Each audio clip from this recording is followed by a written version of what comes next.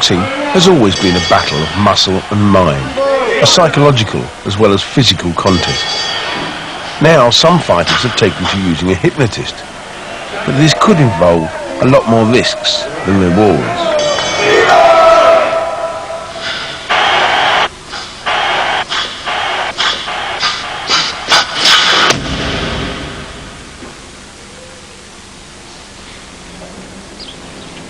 Clinton Woods has won all 11 fights in his brief middleweight career.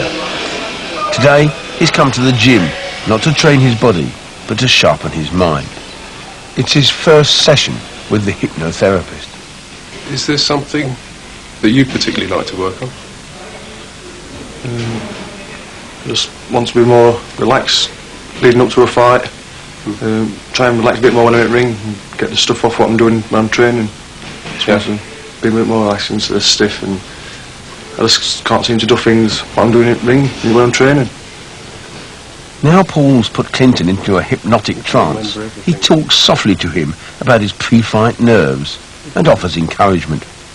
Apparently it's effective. So he's confident. For years, trainers have hypnotised, without knowing it, they've hypnotised their boxers anyway. But now it's just becoming a little bit more specialised, where you might have a hypnotist such as myself to use what they learn in the training and put it into the ring. Now fully awake, Clinton spars in the gym.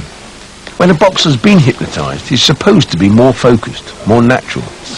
Couldn't actually tell myself. Even though he's had all those victories undefeated, I think he still hasn't shown his true form. What I've seen he can show in the gym. So what's the difference between him in training and him in the ring? It all comes down to being relaxed. I feel that when he does get in the ring, he gets quite a lot of support when he gets in the ring, and I think he tries to over-impress and falls down on it sometimes and doesn't perform his true skills. Everybody performs well with a little bit of nerves, a little bit of adrenaline, but if it goes beyond a certain level, it can really affect the performance. So as a hypnotist, what can you do for that? Well, the simplest way I can explain is everyone has a good day, and everyone has bad days. I just try and make sure that they have good days on the days that they need it.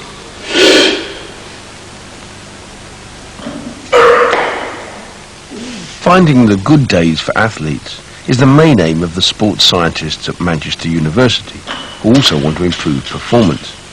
Apparently, all athletes do as well as their minds will allow. Get the mind right, and you're there.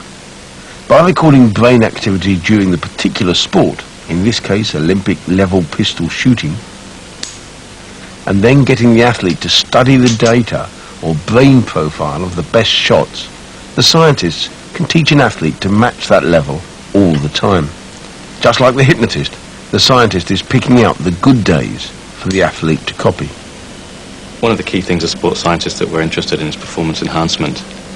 With the equipment that we have here and the studies that are going on, we can investigate some of the processes that are occurring, look at the profiles that are related to successful performance and less successful performance. Once we've done that, we want to identify whether the characteristics of a successful shooting profile can be created within what they're doing in mental imagery, in mental training. If the performers have got confidence that they're actually recreating their overt training profiles, then the confidence and the physiological characteristics associated with that have got to be beneficial to the performer. Which means, if you want to do well, copy what you did well before, just as the hypnotist had said. Scientists think hypnosis is a bit woolly, and in particular, they're not happy about the way it's used. As an intervention technique for a sports psychologist, I think hypnosis needs to be used carefully. I think it needs to be used only by those individuals that are trained in the practice of hypnosis, and personally I believe that there needs to be a lot more research done in the area, certainly of sport and hypnosis, before it warrants the current wide use that it has within British sport.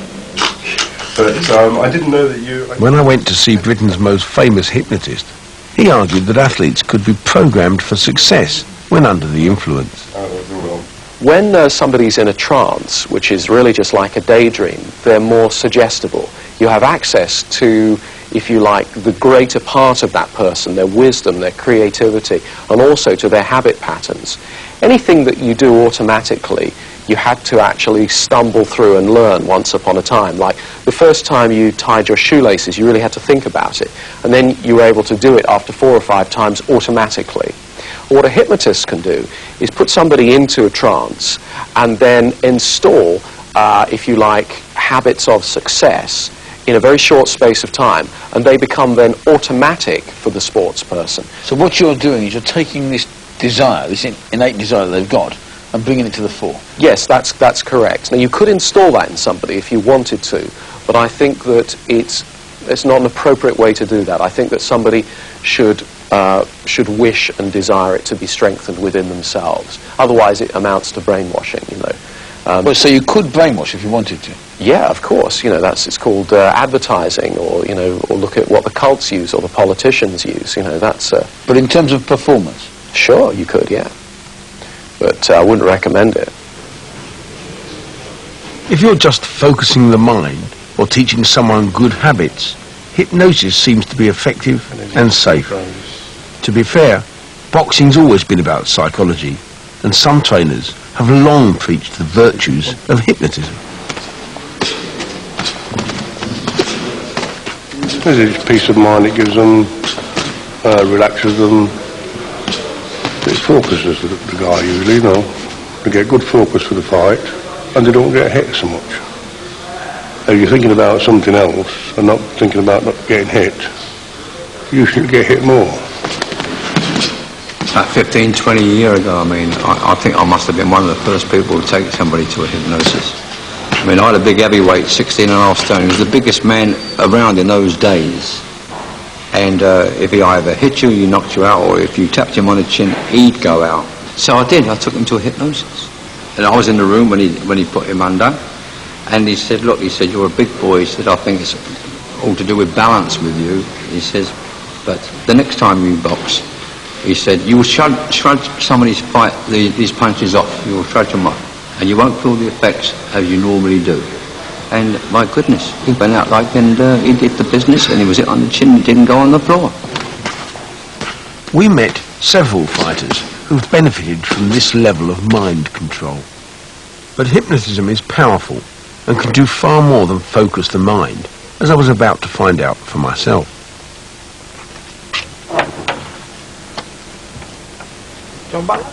John Butler is a consultant to the Royal College of Nursing and an expert in the use of hypnosis. You can show me how you can change through hypnosis the pain threshold.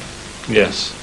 Right. Okay. If I was to... For years, he's been concerned at the possible misuse of what is a powerful technique by sports hypnotists. We'll just relax the body. Now we're going to continue to send you right into hypnosis with this, and as it goes up... Although I'd never been hypnotized, I was under within 5 minutes. Moving over towards your body. Anywhere you wish, even your chin or your stomach, and as you go deep and deeper, it touches your body, and you go much deeper still now. And with that then, when I take your hand and drop it now, you go 5 times. Now deeper. I'm in a trance. He went on to demonstrate the power Paul McKenna had hinted at by switching off my eyes. Now relax those eye muscles right to the point where you know that they just won't work. And when you're sure they won't work, just test them. That's fine. Now stop.